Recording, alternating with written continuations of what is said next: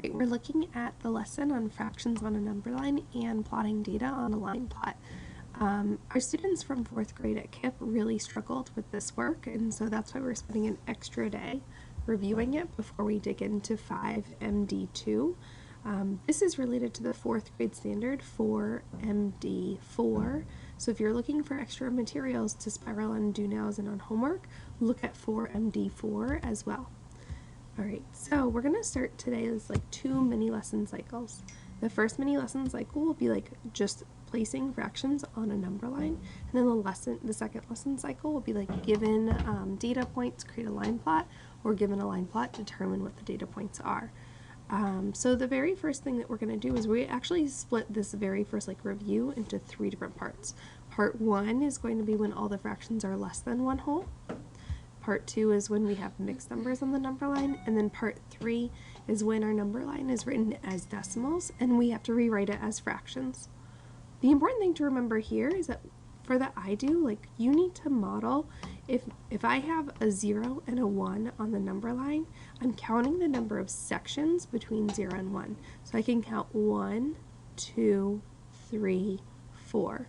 Which means that this from 0 to 1 is split into fourths. It's not split into thirds. Students may count these 3 dashes and say, oh, it's split into thirds. Instead, we're counting the sections. 1, 2, 3, 4. So that means that I'm going to start with 0, then label 1/4, 2/4, 3/4, and 1 whole we're going to rewrite as 4/4. That just reinforces 4/4 being 1 whole.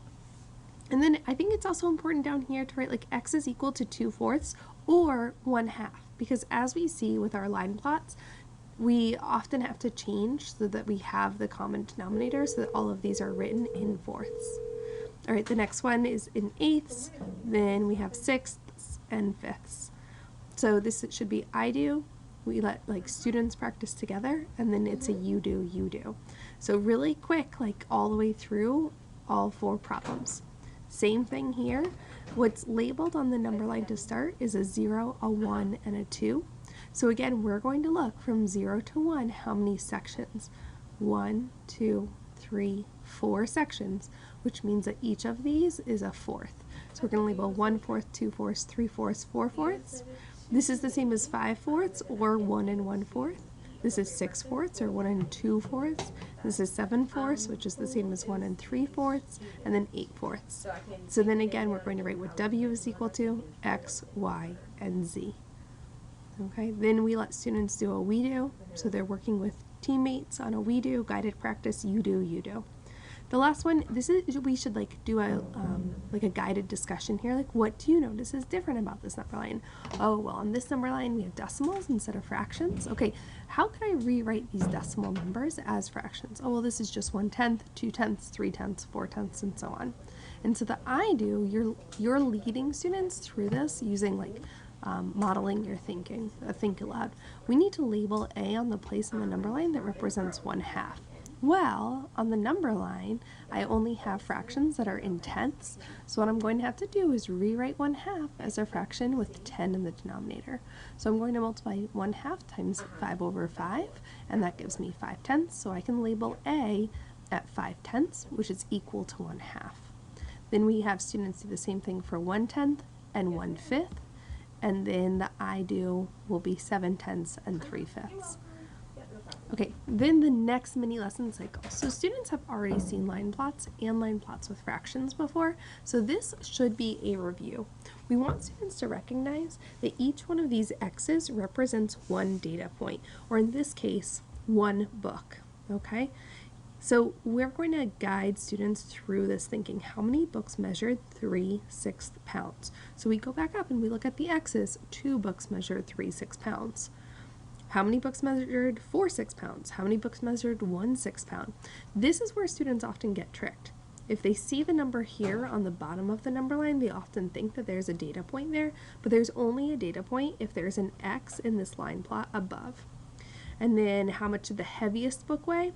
Again, like some students might say 1 because that's the largest number on the number line, but here again we only need to look at where the data points are. So the heaviest book weighs 5/6 of a pound, the lightest book weighs 3/6 of a pound. Make sure that students aren't answering 1/6 because there's no data point there.